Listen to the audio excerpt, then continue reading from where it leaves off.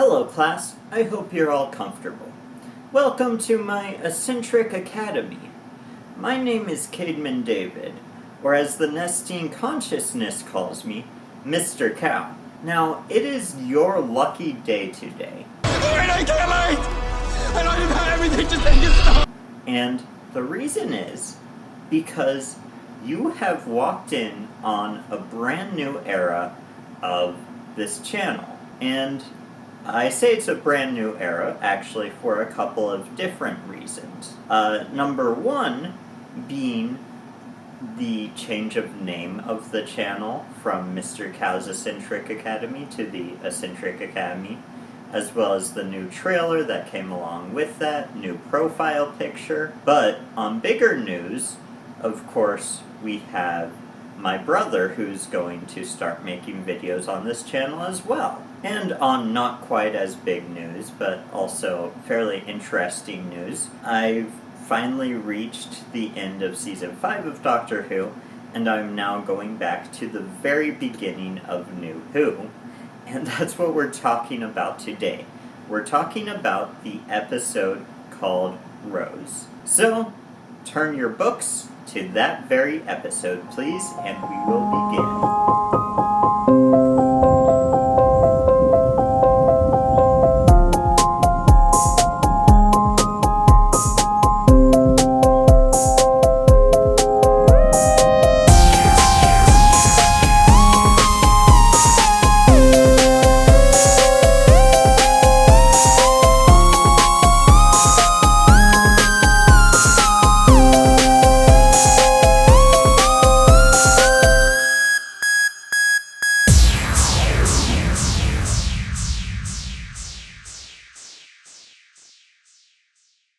So, the episode begins with a shot of outer space and the moon. We then go over to Earth and we zoom in on Earth. And not only is that shot really cool, I think it's also actually kind of important for the episode. Because after that outer space shot, we shift to seeing a ordinary girl doing ordinary girl things.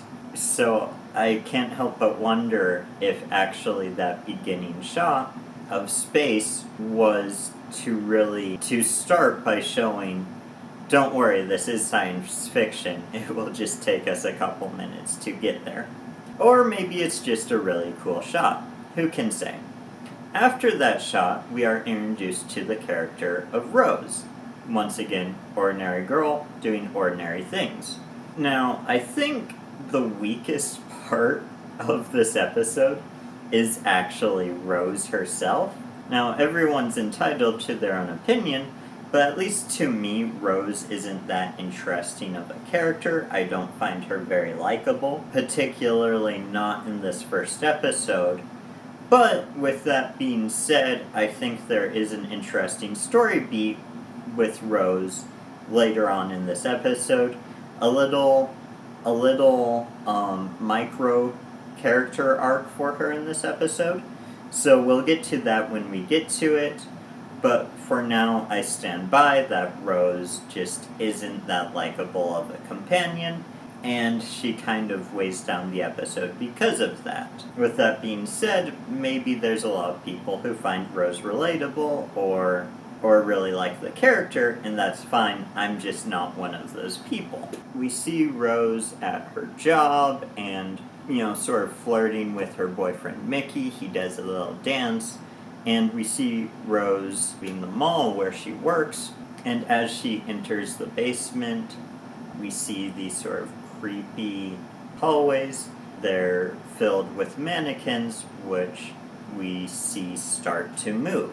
Now, I really like this scene, in part because it reminds me of that episode of The Twilight Zone where the woman ends up being a mannequin. I'm a mannequin. That's what I am, I'm a mannequin. But also just mannequins have always been kind of terrifying to me, and this episode is aware of that mannequins are terrifying, and it just really works well. this scene really works well. Eventually the mannequins start chasing after Rose, and she believes it to be a joke until one actually swings its arm at her as the Doctor grabs her hand, telling her to run. Just the pace of this sort of chase sequence, I think, is really cool. It just feels very this era of Doctor Who, which is quite nostalgic for me, but I also just think there's something so charming about the fast-paced, sort of tongue-in-cheek nature of this era that I feel Doctor Who has lost in recent years, which is somewhat unfortunate. And by recent years, I really mean since like halfway through the Matt Smith era, probably. Nonetheless, this fast-paced chase really, I feel, embodies the tone of what this show is going to be moving forwards. So it's really great to have this scene in the pilot. Also, this scene serves to show a bit of the character of the Ninth Doctor and how he moves so quickly from thing to thing. Very fast-paced, very sort of quick talking, but like very simplistic talking as well. I've said it before, but Christopher Eccleston's Doctor is so charming. Like, there's just something about him that is just so interesting in the way that he's both very pleasant and very not pleasant at the same time.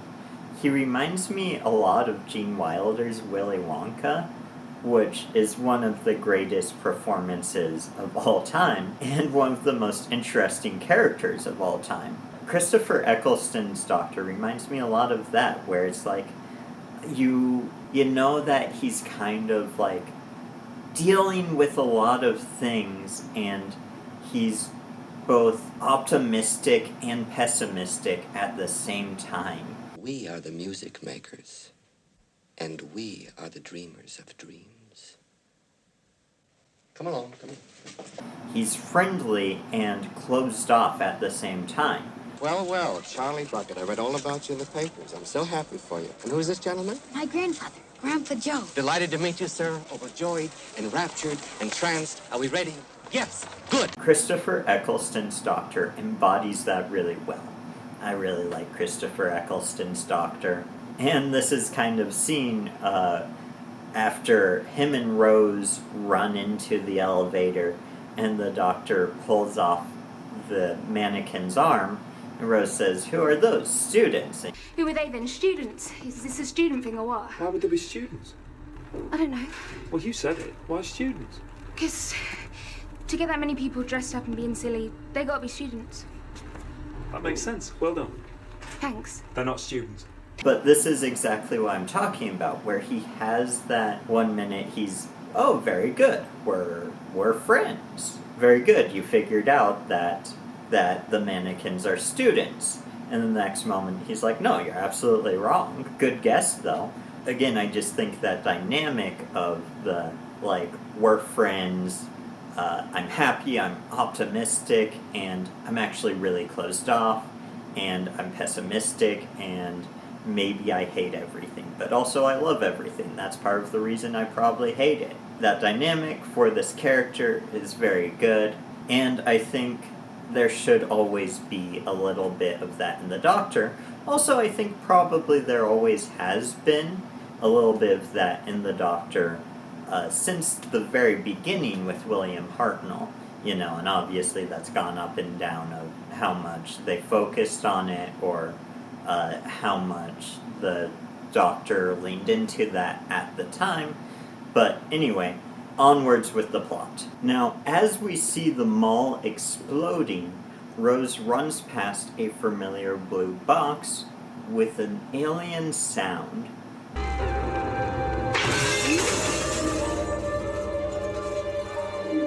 Now, I love that they did this music behind the TARDIS, because if you hadn't seen the TARDIS before, just that music cue would tell you, oh, that's something special and that's something alien. So, good job, Murray Gold. You're good at what you do. Now, after we see the TARDIS, we are introduced to some of Rose Tyler's home life, being introduced to her mom, Jackie Tyler, and her boyfriend, Mickey, properly. Now, it's interesting because, at least to me, especially in this first episode, Jackie and Mickey come across as very unlikable, whereas I feel like later on, a lot of the side characters are written to be much more likable. I love this scene of the doctor looking in through the cat door. It's one of those just fun doctor moments. Like, I don't know, this is just one of those, like, tongue-in-cheek doctor moments I want more of in Modern Who. You know, just the doctor showing up and peeking in through a cat door. It's just so fun. And I love how much Eccleston's doctor just doesn't want to interact with really anyone. When he shows up at Rose's house, he sort of knocks on her head and he's like, "You aren't plastic, are you?" And she says, "Nope." And he's like, "Oh, okay, I'm just gonna go then." And then, of course, Jackie Tyler begins to hit on the doctor, and his response is a simple no. But as the doctor enters Rose's house, he begins to look around at stuff. I feel as though this continues to show the character of the doctor. He never relaxes. This doctor, the Ninth Doctor, I feel just moves from one thing to the next. And he's in Rose's house here.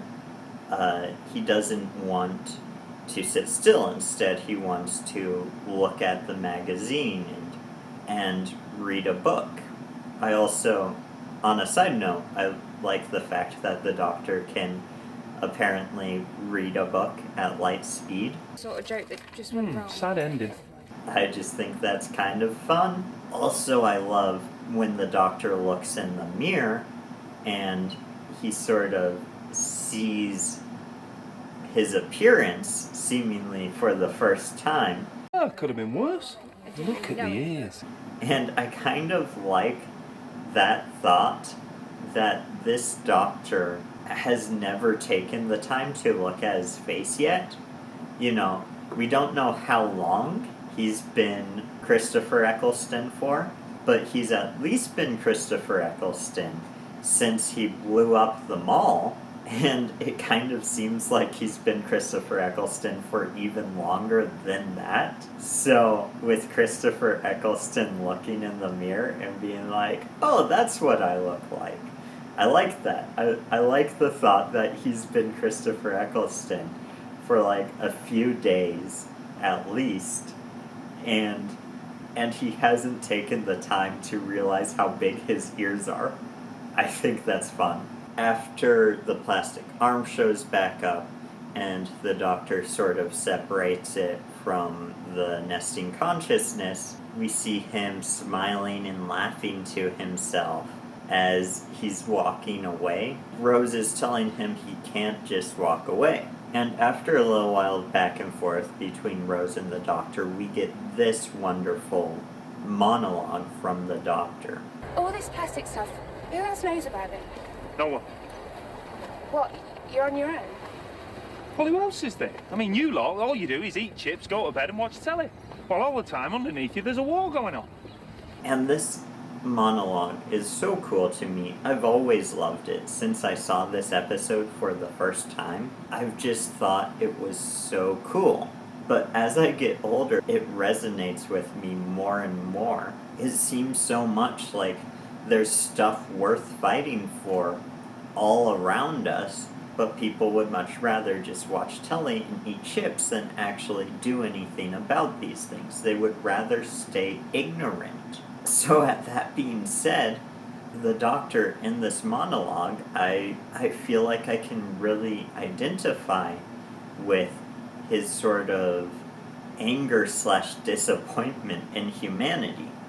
And also, I think it does something to hit on a greater theme of this era of Doctor Who, and that is that Rose helps the Doctor to be more calm, to not always be ready to fight, and the Doctor helps Rose to actually be willing to stand up and fight, to actually be ready to explore and run and move from one thing to the other. So it's really quite interesting, the dynamic in this period of Doctor Who, where the companion and the Doctor are both sort of, let's say, filling a need that the other one has, with the Doctor pulling Rose into a venture and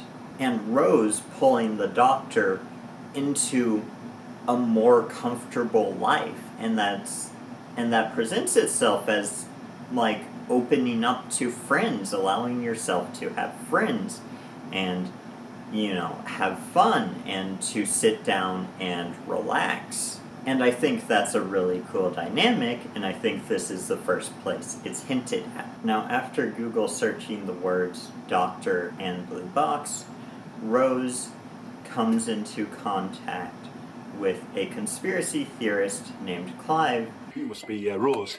I'm Clive, obviously.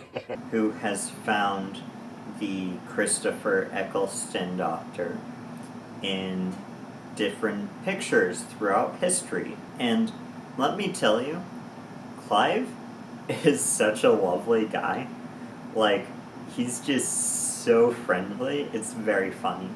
No, good point. No murders. But also, you know, he's sort of relatable in the way that he sort of obsesses about the Doctor, much like how weird fans like me often spend a lot of time obsessing about the Doctor.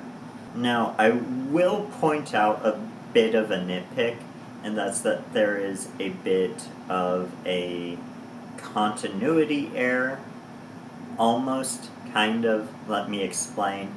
It's the fact that Clive only has like pictures of the Ninth Doctor instead of actually having all of the renditions of the Doctor about.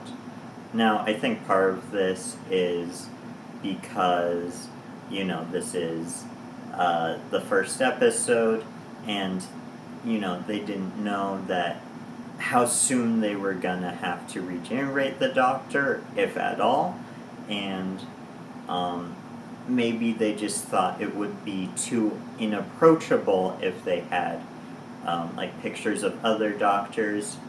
But it does kind of beg the question, like, Clive clearly thought that the Doctor was just one person. He even says that, and that's kind of weird because you would think he would find evidence of these other guys called the Doctor, who also have a blue box, who also do the same sort of things, who also show up all throughout history.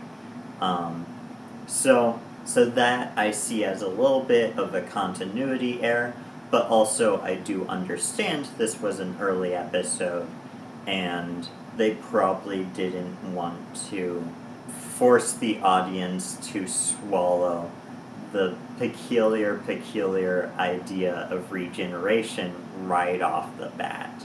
And it makes sense. I mean, it does seem like probably the best choice, especially at the time when this came out, was to sort of ease the audience into the idea of regeneration. Even though, you know, classic fans would know that this is a thing that happens to the Doctor. I think they may have made the right choice, even though it doesn't necessarily make a lot of sense to me. Yeah, I really like the sort of cartoonish humor of Mickey being eaten by a trash can as well.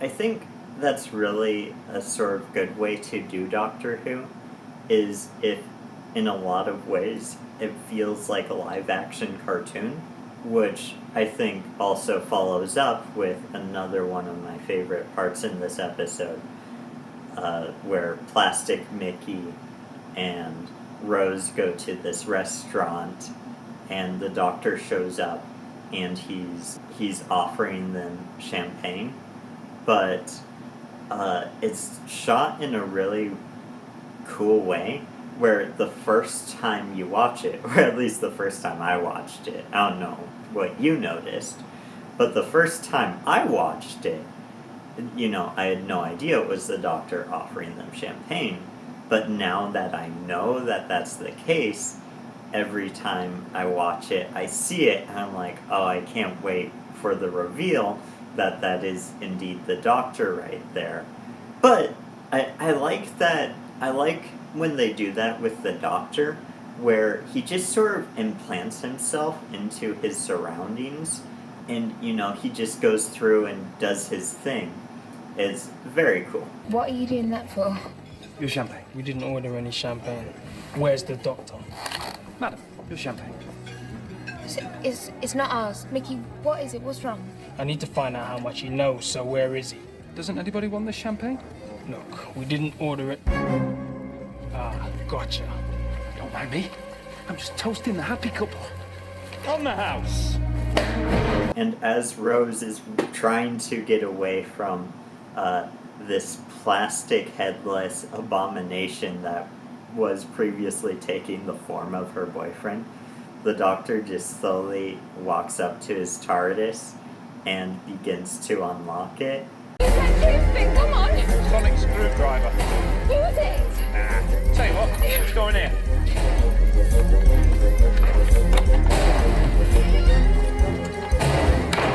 Can't I inside a wooden box? And it's a fun scene of just like showing that the Doctor, he kind of stays cool. He's not really worried as much as just sort of, he's doing his thing. It's just Monday for him. Oh, another plastic alien without its head trying to kill me. I guess I'll just go back in my TARDIS and, oh hey, you're trying to get through that gate? Here, just come with me in my TARDIS. We get the scene of Rose entering the TARDIS and being like, whoa, it's bigger on the inside. I have to look around, see if it's actually bigger. They do a good job of doing this scene, but keeping that fast pace. I feel like they could have, really drawn out that scene, but I think, I don't know, they really, this episode's just really fast paced, and I like it. I could see how that could be off-putting to people, but not to me. I like the jumping from one thing to another. And with that being said, I am glad that the show has, after that, took some time to slow down every once in a while. But I think the fast-paced direction is really fun in this episode. I also enjoy the Doctor plugging Mickey's head into the TARDIS to try and find, the main consciousness that's controlling this drone. The arm is too simple. The head's perfect. I can use it to trace the signal back to the original source. Right. I love how Mickey's head just melts after a while, and the conversation between Rose and the Doctor here, I think it's all done very well. They also do a really good job of working in here how the TARDIS moves from one place to another. We've moved. Does it fly? Disappears there and reappears here. You wouldn't understand. It's sort of very, it's not the most important information, but it's something that I think it's good that they actually explained to the audience how it worked, so the audience didn't expect to see the TARDIS, just flying through the sky, because that's not how the TARDIS moves. It it disappears and reappears, as the Doctor says. Now, it makes a lot of sense that the Doctor, at some points, would just get tired of explaining, so him sort of lashing out and being like, yeah, whatever, it disappears, reappears, you aren't going to understand any more than that, so end of conversation. That just, it makes sense that the Doctor would be tired at this point of explaining. Now there's this lovely scene of the Doctor trying to find the transmitter. Cartoonish humor, I love it. Round and massive, somewhere slap bang in the middle of London. A huge metal circular structure, like a dish, like a wheel, radial, close to where we're standing. Must be completely invisible. What? What? What is it? What? Oh. Fantastic. Apparently that wheel, I don't know, because I've never been outside of the United States, but apparently that's actually a pretty popular attraction in London called the London Eye, which I think is pretty radical. I like the idea of taking like real life artifacts or like locations and sort of adding an alien implication to them. I like whenever stuff adds in Stonehenge, because it's like, yeah, that's a real thing that's actually here, but its real purpose is sinister. So yeah, they used the London Eye as a transmitter, and it's fun. I like it. I like the joke as well. So Rose and the Doctor enter into this little underground bunker that the nesting consciousness is in, and I just wanted to take the time to say I love the way this place looks. Like, all of the chains and the red lighting I think is very pretty. I like colored lighting. In fact, wait, watch this.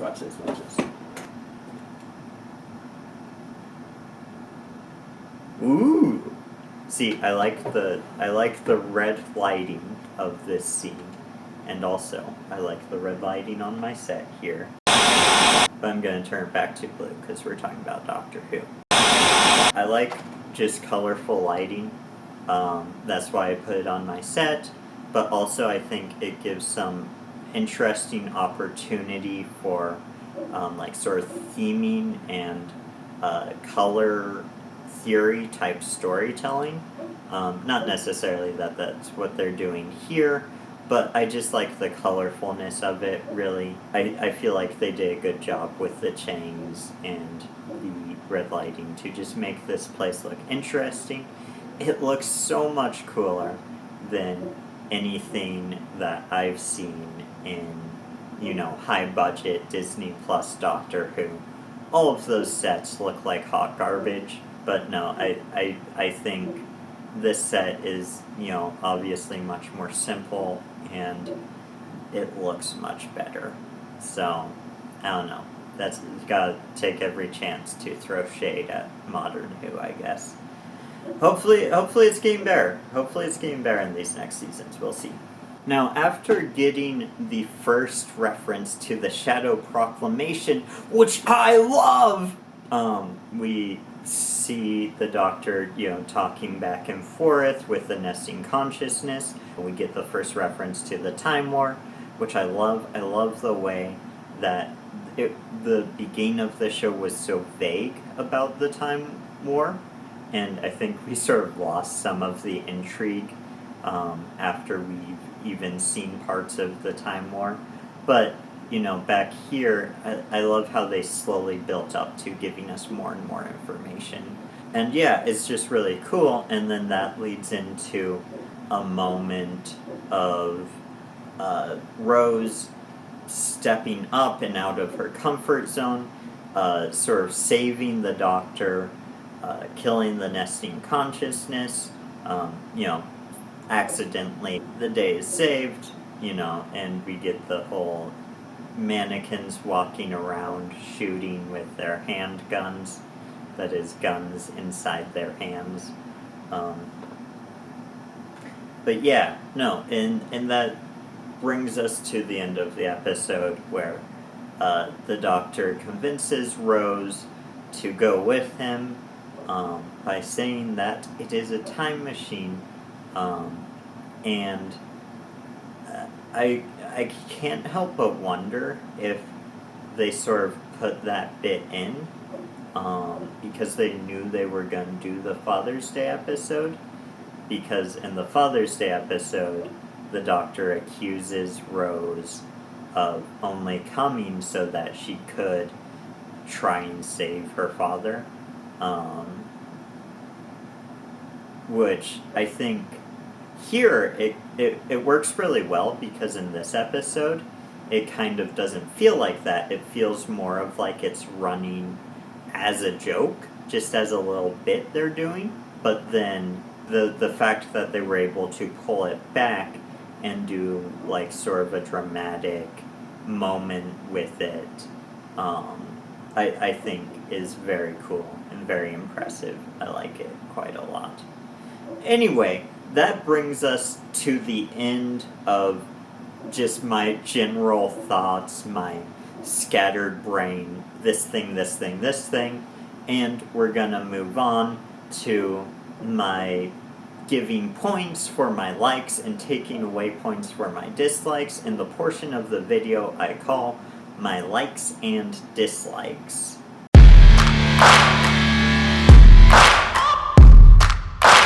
Okay, likes and dislikes, let's go. My goal is to run through these really fast. I have them written down right here. So, we're going to start with my likes, and then we're going to get to the one dislike of this episode. Plus 2 points for the beginning of this episode starting in space, zooming in on Earth. I think that's really cool. I love it when they do that here, also in the Christmas specials later. Plus a half point. I love the creepy mannequins. Mannequins are creepy, and they're all gonna kill us eventually. I'm glad this episode is aware of it. Plus 1/2 point. The Doctor grabbing Rose's hand and saying, "Run." Yeah, I like that chase scene, basically. That's a point for the chase scene.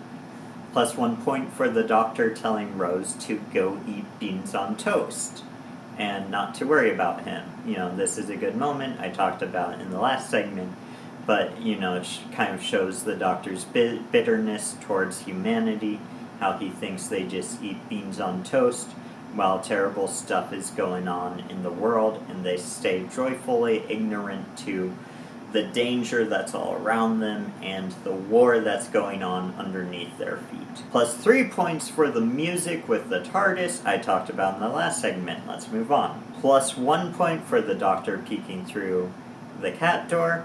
It's a cartoony, charming moment for the Doctor. I liked it a lot.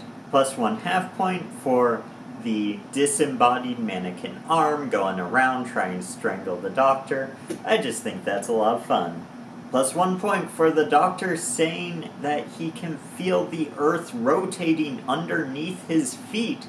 That's crazy. He must be dizzy all the time. Plus 2 points for Clive. What a great guy. I love him. I wanna meet up with him in a coffee shop and just talk about Doctor Who, probably.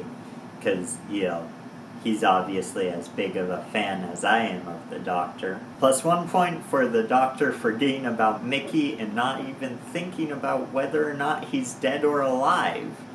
I like that. I like the sort of coldness of the Doctor in the way that he doesn't even necessarily realize he's being cold, but he just forgot because he's busy saving the world, as he says. Plus 1 point for the Doctor having a vial of anti-plastic. I just think it's cool. You know, the Doctor's a little bit of a mad scientist, and I like the idea that he sort of concocted this anti-plastic to use on the nesting consciousness, but only if he has to. But, you know, I just like how he pulls it out, and he seems to be very happy about the anti-plastic in a way that says, look how clever I am. I brought anti-plastic. Plus 2 points for this joke where the Doctor doesn't know where the thingy is. Plus 2 points for the first mention of the Shadow Proclamation. I love those guys. Also, they hire the Jadoon. The Jadoon are awesome. They're rad. More Jadoon, please. Bring back the Jadoon! Plus 3 points for the nesting consciousness. This was a great idea. I'm a big fan of the Third Doctor. I believe it's his very first episode where we have the nesting consciousness. Maybe for the first time. I think probably for the first time. But I remember watching that episode thinking it's really good, and also being like, oh, that's where they came from in the pilot.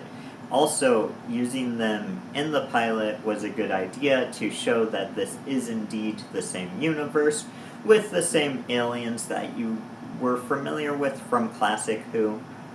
Nesting consciousness, very good idea. Of course, they didn't want to start with something like the Daleks or the Cybermen. They wanted to start with something a little bit smaller, and the nesting consciousness was a good choice, I believe. Also, anything John Pertwee I love, because John Pertwee was the GOAT.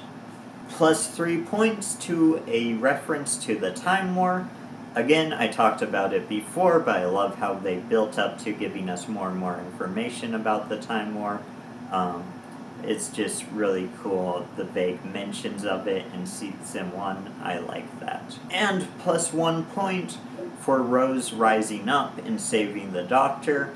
This hints to previously mentioned character arc for this character of Rose, where, you know, she's a very simple girl with, like, no real adventure in her life, it seems. And the Doctor pulls her out of it, which leads to this moment where she actively decides to, you know, join the adventure, so to speak, instead of, you know, just running away from it like she does throughout the rest of the episode. So that was cool. And then, you know, we sort of get the reverse of that with the Doctor asking Rose to come with him. You know, he's allowing himself to be comfortable with someone else and letting someone else into his life. So again, they both sort of fulfill the need of each other, the Doctor pulling Rose out for comfortable life, and the Rose giving the Doctor more comfort with being comfortable, so to speak. Hopefully that makes sense. It does in my head. Maybe it doesn't in yours.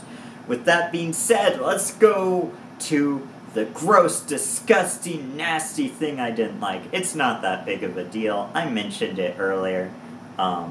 It's just that all of the pictures of the Doctor were Eccleston. I'm only going to take away a half point for that, because it doesn't matter that much. And again, I kind of understand the reason they probably did it, but it does create a continuity error in my head that doesn't necessarily make a lot of sense. So, anyway, with that being said, we're going to move right on to the moral of the story.